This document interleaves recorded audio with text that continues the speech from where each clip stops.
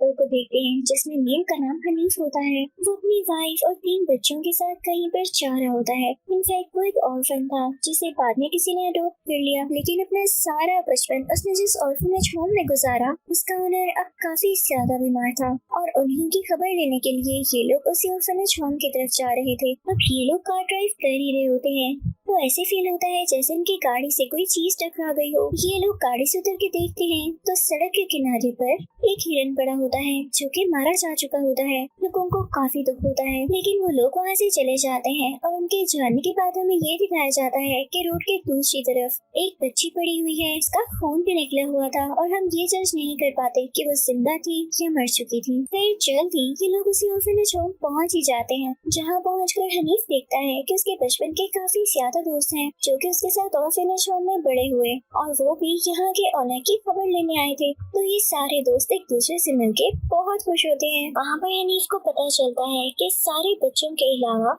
सिर्फ 2 बच्चे ऐसे थे जो कि अडॉप्ट नहीं हुए थे और वो इसी ऑर्फनेज होम में ही बड़े हो गए और अभी तक यहीं रहते हैं। अब ये सारे बचपन के दोस्त तो बड़े हो गए थे। अब इनके अलावा जो बच्चे थे उसमें से एक लड़की का नाम रानी होता है जो कि एक और लड़की के साथ मिलके हनीफ और बाकी लोगों को वहाँ पर ऑर्फनेज होम दिखाते हैं। रानी अपने बारे में बहुत कुछ बताती है कि वो इस ऑर्फनेज में तब आई थी जब वो 10 साल की थी, लेकिन वो कहती है कि मुझे इस बात पर भी यकीन है कि मेरी मदर मुझे वापस लेने जरूर आएंगी। अब वो सब लोगों को उनका रूम दिखाती है, लेकिन इसी बीच हनीफ का एक बेटा जिसका नाम हकी होता है वो एक कमरे की तरफ जा रहा होता है जिसका दरवाजा पता नहीं कितने सालों से बंद था। उसे रानी देख लेती है और इस रूम के बारे में बताने लगती है कि कई साल पहले इस ऑर्फनेज होम की केयर टेकर हुआ करती थी जो कि इसी कमरे में रहा करती थी, लेकिन उसने एक बच्ची के बारे में ये कहा कि इस पर साया है और ये पोजेस्ड है। वो उस बच्ची पर बहुत चिल्लाया करती थी और जल्द ही वो बच्ची गुम हो गई, उसका किसी को कुछ पता न चला। वो केयर टेकर तो जैसे पागल हो चुकी थी, वो किसी के कंट्रोल में नहीं आती थी, तो ऑर्फनेज वालों ने ये डिसाइड किया कि इसी के रूम में बंद कर देते हैं। अब उसे इसी के रूम में बंद कर दिया गया। उसने बहुत शोर मचाया कि उसे बाहर निकाला जाए और उसने अपना सर दरवाजे के साथ मारना शुरू कर दिया, लेकिन इससे पहले कि दरवाजा खोला जाता उसकी डेथ हो चुकी थी। तब से आज तक ये दरवाजा ऐसे ही बंद है। कि काफी डर जाता है और सीधा अपने फादर यानी हनीफ के पास जाता है, तो वहाँ पर हनीफ भी यही बात कर रहा होता है, उसी केयर टेकर की पिक्चर दिखा के ये पागल हो चुकी थी। फिर वो सब लोग डिनर करते हैं। अब जब हनीफ अपनी गाड़ी के पास जाता है तो उसके फ्रंट पर जो लगा होता है वो देख के काफी हैरान हो जाता है। उसके बोनेट पर खून और किसी कपड़े का टुकड़ा लगा होता है, तो हनीफ शक में पड़ जाता है कि उसने हिरन को ही टक्कर मारी थी या किसी और को। वो अपने एक दोस्त को लेके उसी जगह पर जाता है जहाँ पर एक्सीडेंट हुआ था। हिरन अभी तक वहाँ पड़ा होता है, लेकिन उसका दोस्त देखता है कि रोड की दूसरी तरफ वही बच्ची है जो कि अभी तक वहाँ पड़ी हुई थी और वो मर चुकी थी। साथ ही उनको एक बस खड़ी हुई दिखाई देती है जो कि ऑर्फनेज होम की ही थी और उसमें काफी ज्यादा छोटे छोटे बच्चे थे। वो जब उस बस के अंदर जाते हैं तो देखते हैं कि सारे बच्चे जख्मी थे। वो जब गौर करते हैं तो उन्हें पता चलता है कि उनके फेस को काफी बुरी तरह से बिगाड़ा गया है और उनकी जान तक ले ली गई है और यकीनन ये कोई एक्सीडेंट नहीं था, इन बच्चों को जानबूझकर मारा गया था। इस सब से ये लोग काफी ज्यादा शॉक्ड हो जाते हैं और पुलिस को कॉल करने लगते हैं, लेकिन उनके नेटवर्क में इश्यू था। वो लोग सोचते हैं कि इसी बच्ची को अपने साथ ऑर्फनेज ले आते हैं, क्योंकि पुलिस स्टेशन तो यहाँ से बहुत दूर था। वो ऑर्फनेज होम पहुँचते हैं तो एक आदमी उनसे पूछता है कि तुम लोग इस वक्त कहाँ से आ रहे हो। वो उनकी गाड़ी में उस बच्चे की डेड बॉडी भी देख लेता है। हनीफ उसे सारा इंसिडेंट बताता है कि मैंने अपनी गाड़ी से इस बच्ची को हिट कर दिया है। वो सारे लोग बहुत डर जाते हैं और इससे भी ज्यादा अजीब बात कि मैंने वहाँ पर एक बस देखी है, इसमें काफी ज्यादा बच्चे मरे हुए पड़े थे। फौरन 60 को कॉल करो, लेकिन वहाँ से कॉल भी नहीं मिलाई जाती। अब वो लड़का हनीफ और उसके दूसरे साथी से कहता है कि मैं उस जगह पर जाकर देखूंगा कि असल में इंसिडेंट हुआ कैसे। वो अकेला ही उस जगह की तरफ निकल जाता है। वहाँ पर जाकर वो उसी बस के अंदर जाता है तो देखता है कि बच्चे मरे हुए नहीं थे, बल्कि वो तो दूसरी डायरेक्शन में खड़े हुए थे। इससे पहले कि उनके पास जाके देखता, उसे काफी ज्यादा डर लगता है और वो बस से उतरने की कोशिश करता है, लेकिन इससे पहले ही बस का दरवाजा बंद हो जाता है और वो बस के अंदर ही रह जाता है। तभी उसे फील होता है कि जैसे बस के बाहर उस जगह पर कोई है, उसने काला कॉस्ट्यूम पहन रखा है। फिर में देखते देखते उस बस में मौजूद बच्चे मूव करने लगते हैं और उस बस में से पता नहीं किस चीज से काफी ज्यादा इंसेक्ट्स बाहर आने लगते हैं जो कि उसी आदमी की बॉडी के अंदर जाने लगते हैं।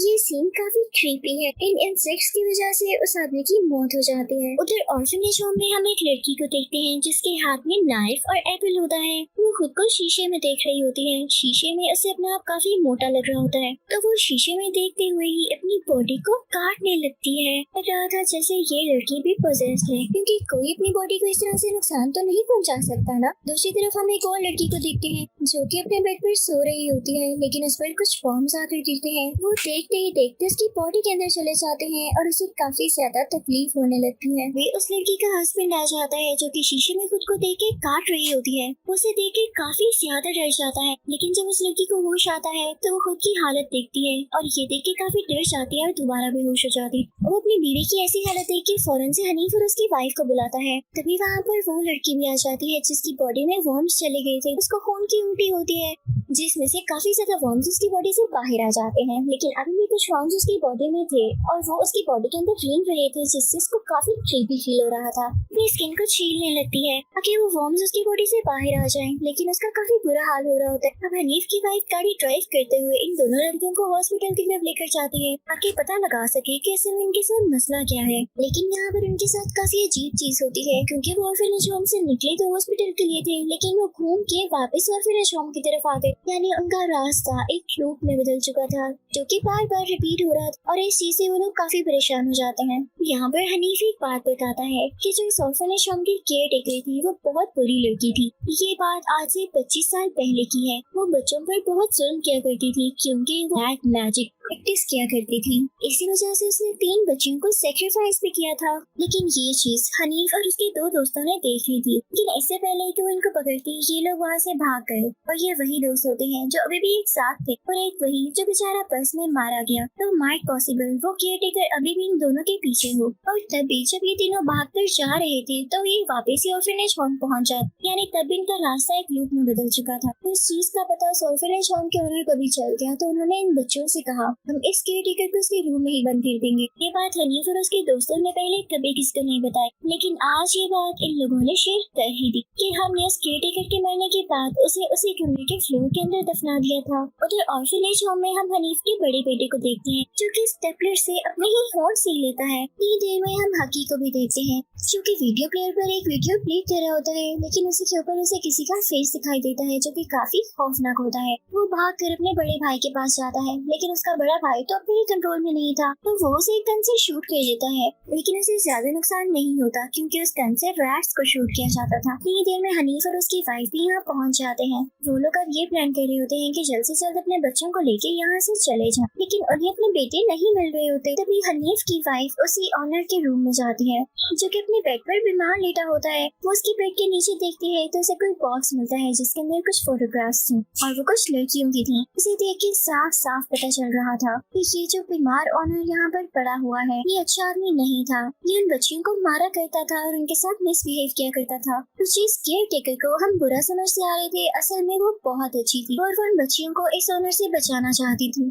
ऑनर नहीं चाहता था कि इसका राज सबके सामने आए तो उन्होंने बच्चों के साथ मिलकर ये स्टोरी बनाई कि केयर टेकर ही बुरी है और पोसेस्ड है। उन्होंने इसको बंद कर दिया ताकि वो मारी जाए और उसको वहीं पर दफना दिया गया। अब वो लोग ये सोचते हैं कि अगर ये ऑनर बुरा आदमी था तो ये सारे वाकई कौन करे क्योंकि ऑनर तो बीमार पड़ा हुआ है तो उनका शक जाता है रानी पर कि हो सकता है ऑनर ने इसे भी अब्यूज किया हो और मारने की कोशिश की हो तो ये सबसे अपना बदला ले रही है। लेकिन उतनी देर में वो भी वहाँ पर आ जाती है और बताती है कि नहीं और हो सकता है कि सारा कुछ वही केयर टेकर करी हो जिसे बहुत बुरी तरह से मार दिया गया था। इतनी देर में गाड़ी में से वो बच्ची भी बाहर आ जाती है जिसको ये लोग समझ रहे थे कि वो हनीफ की गाड़ी एक साथ टकराकर मारी गई। वो आकर बताती है कि इनफैक्ट हमारे साथ हुआ क्या, ये सारे बच्चे ऑर्फनेज होम से पिकनिक पर जा रहे थे लेकिन तभी हमारी बस में एक ऐसी औरत आई जिसने काले कपड़े पहने हुए थे। उसके आते ही सब बच्चे पोसेस हो गए, उन पे अपना कंट्रोल ही नहीं रहा और ये सब ब्लैक मैजिक की वजह से हो रहा था। वो कई मैजिकल स्पेल्स पढ़ रही थी लेकिन मेरी जान इसलिए बच गई और मैं इसलिए पोसेस नहीं हुई क्योंकि मेरे कानों पर हेडफोन्स लगे हुए थे तो मैंने वो मैजिक मैजिकल स्पेल सुने ही नहीं, लेकिन जैसे ही मैंने सब बच्चों को देखा तो मैं वहाँ से भाग गई और फील्ड्स की तरफ उतर गई।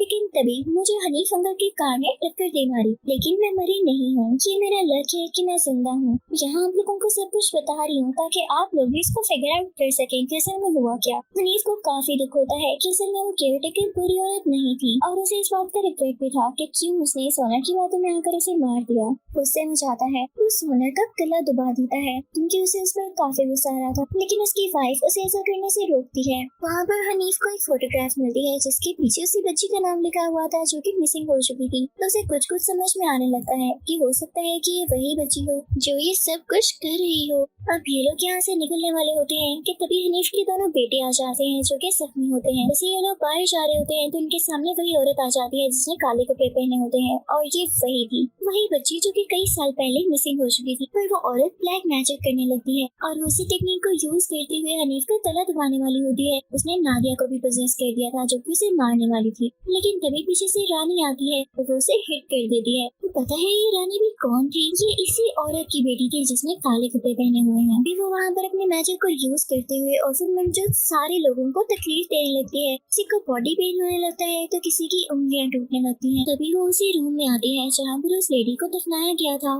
वहाँ पर कैंडल्स चल रही होती हैं, यानी यहाँ पर कोई रिचुअल होने वाला होता है। तो हनीफ की वाइफ उस औरत से पूछती है कि तुम ऐसा क्यों कर रही हो? चलो मानने में आता है जिसने उस लेडी को मारा तुम उनको तकलीफ पहुँचा सकती हो, लेकिन तुमने उन छोटे छोटे बच्चों को क्यों मारा? तो वो लड़की कहती है कि यही बेहतर था, अगर वो इस ऑर्फनेज में रहते तो उनके साथ भी मिसबिहेव किया जाता। अच्छा हुआ मैंने उन्हें मार दिया। तभी वो लेडी हनीफ की वाइफ से कहती है कि तुम्हारा शौहर भी सब में शामिल था, तो इसलिए अगर तुम अपने हस्बैंड को मार दोगी तो मैं तुम्हें तुम्हारे बच्चों के साथ यहाँ से जाने दूंगी। लेकिन हनीफ की वाइफ ऐसा नहीं कर सकती थी। इतनी देर में हनीफ का छोटा बेटा जिसका नाम हकी था वो उस लेडी में स्टैफ कर देता है, जिसने ब्लैक ड्रेस पहना होता है। हनीफ की वाइफ देखते ही देखते उसकी गर्दन काट देती है। उसकी गर्दन उसकी बॉडी से अलग हो जाती है, लेकिन वो अपनी गर्दन दोबारा से जोड़ लेती है। वो उन पर अटैक करने के लिए दोबारा से आ रही होती है कि हनीफ की वाइफ उस पर वही कैंडल फेंक देती है जो कि रिचुअल के लिए जलाई गई थी, और यही सिर्फ एक चीज थी जो कि उसको मार सकती थी, क्योंकि इन रिचुअल वाली कैंडल्स में काफी ज्यादा पावर होती है। तो इसकी वजह से वो लड़की वाकई में मारी जाती है। यहाँ पर उसका ब्लैक मैजिक भी खत्म हो जाता है और जितने भी पोसेस लोग होते हैं वो ठीक हो जाते हैं। वो सब उस ऑर्फनेज होम से निकलने की तैयारी करते हैं, लेकिन वो सोनर को वहाँ से बाहर नहीं निकालते क्योंकि अब ये टाइम आ चुका था जब उसे उसके गुनाहों की सजा मिलती। अब हम कुछ दिन बाद का सीन देखते हैं जब हनीफ की वाइफ अपने बच्चों को स्कूल से लेने जा रही होती है, लेकिन तभी उसे गाड़ी से बाहर उसी लड़की का शैडो दिखाया जाता है जिसे उन्होंने कुछ देरों पहले मारा था। देख के बाहर आती है तो उसे वो लड़की कहीं भी नहीं दिखती। और इसी के साथ ये मूवी यहीं पर खत्म होती है।